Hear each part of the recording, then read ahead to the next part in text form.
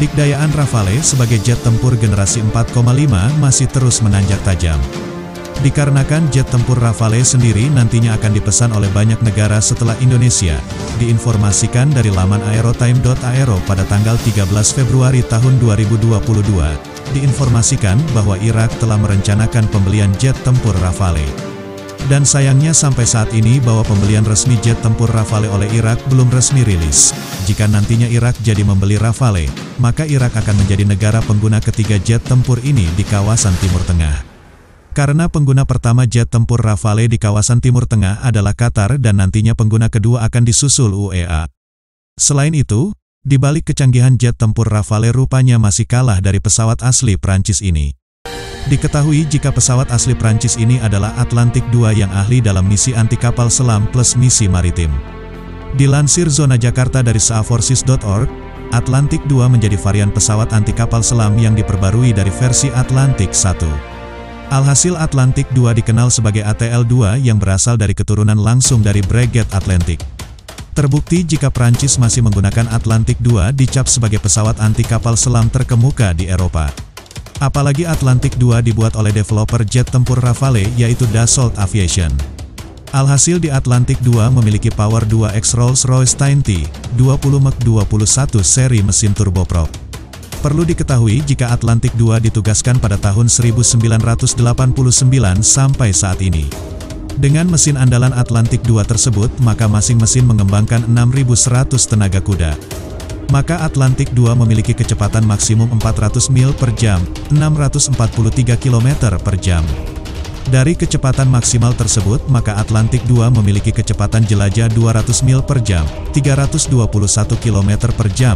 Alhasil Atlantik II mampu berpatroli dengan daya jelajah yang cukup jauh. Terjelas bahwa Atlantik II mampu terbang sampai jarak 5.635 mil, 9.086 km, dan cukup jauh. Serta waktu ketahanan misi Atlantik II bisa mencapai 18 jam dan terbilang ideal untuk pesawat anti kapal selam. Selain itu, perbaikan besar lainnya di Atlantik II adalah peningkatan subsistem perawatan akustik. Perawatan akustik di Atlantik II disebut Système de Traitement Acoustique Numérique (STAN). Sistem andalan Atlantik II ini mampu mengoperasikan lebih banyak sonobuoy daripada pendahulunya, serta berguna dalam memindai rentang frekuensi yang lebih luas dalam deteksi dari Atlantik II. Sistem andalan Atlantik II ini juga dapat mengoperasikan sonobuoy AS terbaru. Termasuk dalam mode multistatis menjadi andalan Atlantik II dalam pelacakan.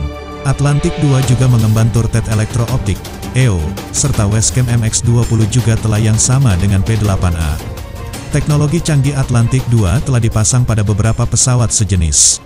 Dan ada informasi terbaru jika Atlantik II sampai saat ini menjalankan perannya sebagai pesawat MPA. Selain itu, diawaki oleh kru dalam jumlah yang tidak besar.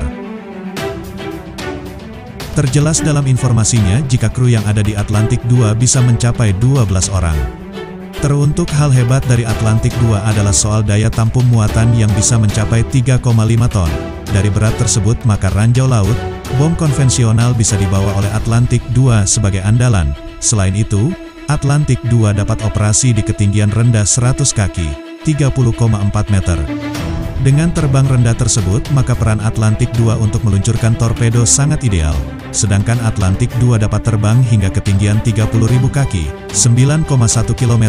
Dengan catatan peralatan, Atlantik II juga memiliki kemampuan tingkat pendakian 2.900 kaki per menit. Alhasil Atlantik II dapat membawa berbagai jenis senjata serang kelas berat, seperti dua rudal Exocet AM-39 yang dapat dipasangkan di Atlantik II serta torpedo LWT juga ada. Untuk torpedo LWT yang bisa dibawa Atlantik II adalah 6 unit MU-90 Impact Torpedo. Dengan beberapa senjata tersebut, maka peran Atlantik II bisa menyerang target di dalam air dan permukaan. Selain menyerang, Atlantik II juga dapat menjalani misi pengintaian jarak jauh. Terutama dalam misi pengumpulan informasi intelijen bisa diemban oleh Atlantik II. Sedangkan misi pengawasan dan operasi SAR juga bisa dilakukan Atlantik II dengan baik. Membuat Atlantik II telah beroperasi selama 33 tahun masa dinasnya pada tahun 1989. Dan terbukti jika Atlantik II telah mengalami beberapa perbaikan. Tak hanya perbaikan, tetapi Atlantic 2 juga menjalani upgrade yang membuatnya lebih canggih. Diketahui jika upgrade komprehensif pada Atlantic 2 bisa memungkinkan pesawat untuk beroperasi hingga 2030, maka dari itu di Atlantic 2 pernah mengalami pengembangan sistem tempur baru. Sistem tempur baru Atlantic 2 disebut sebagai Logiciel de Traitement de l'Information Opérationnelle Nouvelle Génération (LOTING). Sistem canggih Atlantic 2 ini digunakan untuk membuat gambaran taktis berdasarkan data yang dikumpulkan, terutama oleh berbagai sensor yang terintegrasi dengan beberapa sistem di Atlantic 2. Salah satunya ada stasiun operator digital baru di Atlantic 2 diganti peralatannya ke digital dan tidak menggunakan analog. Dengan kelebihan tersebut membuat Atlantic 2 mampu mengalahkan berbagai jenis kapal selam nuklir. Oleh karenanya, jika kapal selam nuklir bisa dikalahkan oleh daya deteksi dan daya serang senjata Atlantic 2, untuk itu bahwa Atlantic 2 lebih master, ahli dari jet tempur Rafale perihal kualitasnya dalam misi patroli maritim jarak jauh dan misi buru anti kapal selam.